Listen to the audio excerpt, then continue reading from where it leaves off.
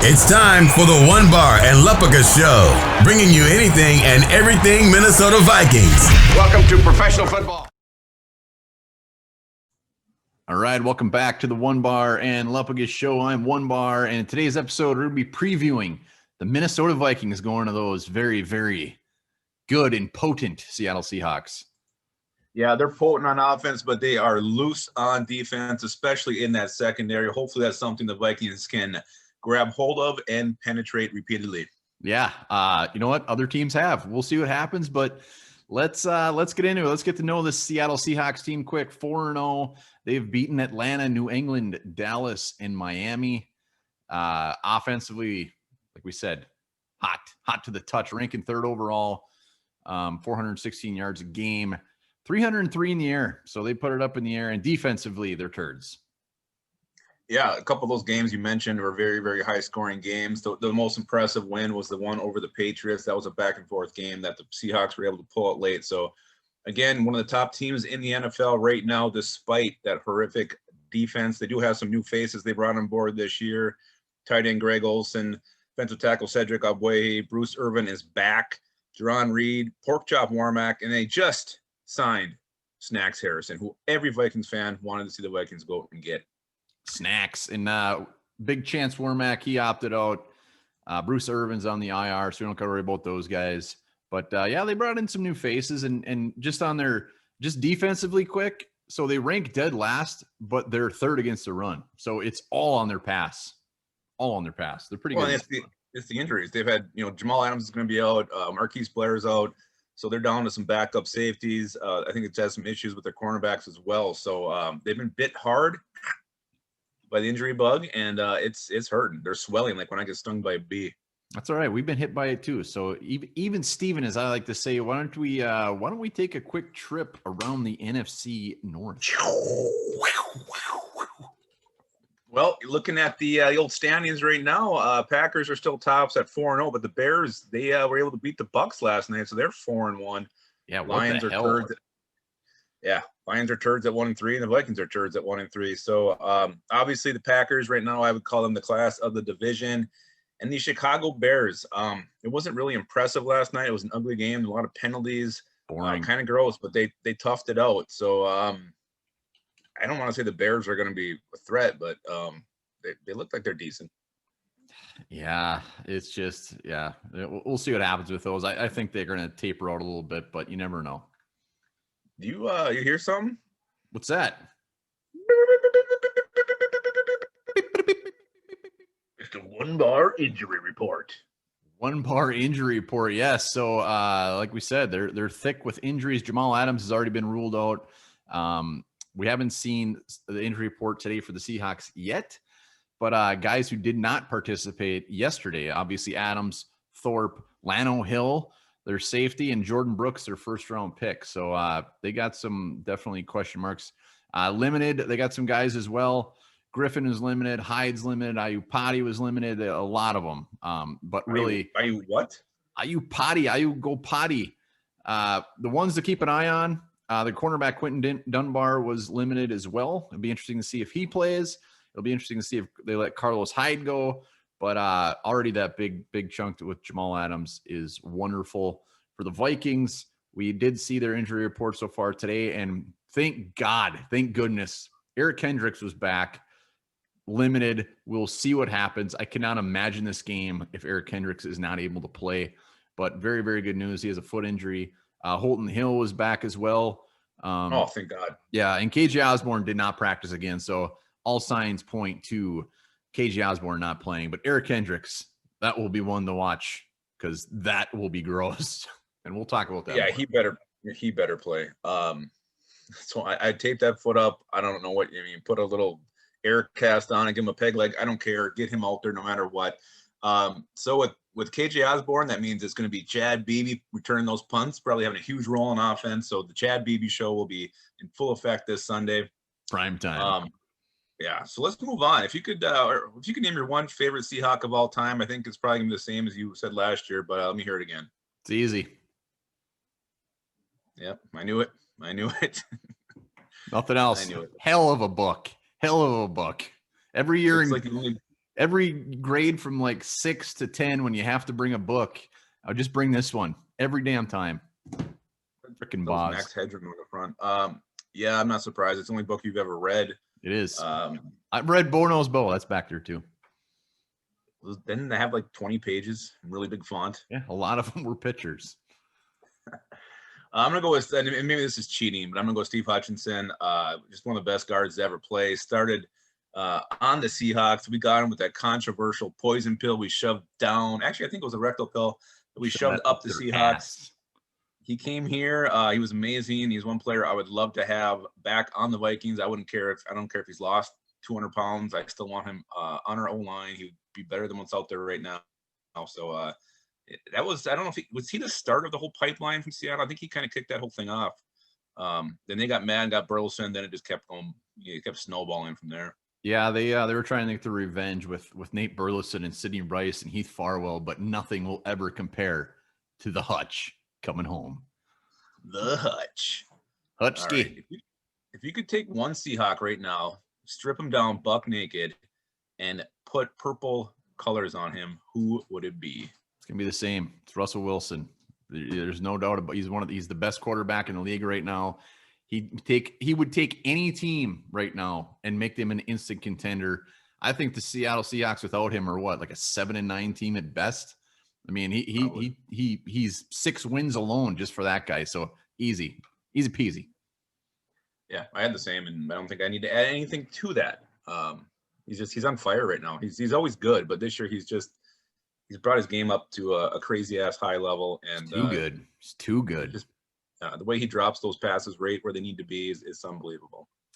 All right, let's look at the 3 ways the Minnesota Vikings will win this game on primetime Sunday night.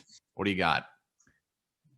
Well, there's 3 ways, and this one's the most obvious. So you got to win the turnover battle. You can't go on the road in primetime and lose the turnover battle. Vikings have to win that, and they probably got to win it by a couple. And I also think Kirk Cousins has to get hot. You know, you got a real torn up, beat up secondary here. He hasn't really had his breakout game yet. This is a great opportunity to do that, where he's thrown for like 400 yards and maybe 3-4 touchdowns. Just a huge game. The other thing is you got to pressure Russell Wilson, get him to throw that ball sooner than he wants to. Have a linebacker spy him. Don't let him scamper for extra yards. You're not going to slow him down. I mean, not going to stop him, but try to slow him down a little bit. Otherwise, the Vikings have no chance. Yeah, my 3 ways for a Vikings win is they got to take advantage of Jamal Adams being out. The Seahawks ranked dead last in pass defense. A lot of that has to do with the teams being down and just chucking it all game, but they cannot ignore that. And Quentin Dunbar, if he's out, that's going to be fantastic. Another one, they got to move the ball on the ground, and Seattle has not given up many yards on the ground. They're giving up 75 yards a game. They held Zeke to 34 yards, Todd Gurley to 56, Sony Michel 19 yards. So Dalvin Cook's going to have his work cut out for him. They got to keep feeding him the pill. And then Harrison Smith and Anthony Harris, they got to have one hell of a game, because DK Metcalf, Tyler Lockett, even David Moore, they're going to have to help out a lot on these young corners. They're going to have to go above and beyond. So I'm looking for the safeties to have a big game. Yeah, I agree with all of that. All makes sense. All right, so how the Vikings lose this football contest? Well, I got 3 easy ones. If Kendrick doesn't play, they lose. They shouldn't even show up. We're going to be out there with our starting linebackers would be Eric Wilson, Todd Davis, and Ryan Connolly, Hardy Nickerson. Probably Ryan Connolly. I couldn't imagine those linebackers being out there. It just sounds so gross. So if Kendricks doesn't play, I think it's already over. They got to come out swinging. I mean, I know we need to run the ball. I know Dalvin Cook's got to get going, but this could very well be a very high scoring game. And if they don't come out and try to compete with Seattle's aerial attack, Kirk Cousins has to come out flinging that thing, not just on 3rd down. 1st down, you got to chuck that thing. What, you look perplexed. You say areola attack? Aerial attack. Areola attack is much, much different. A film that was based in the early 80s that actually has a very good ending. And the last one is just Russell Wilson. If Russell Wilson comes out and has played as he's played, there is probably no stopping him with our defense. I mean, we could play the perfect game and we probably would still lose. We got to get in his head.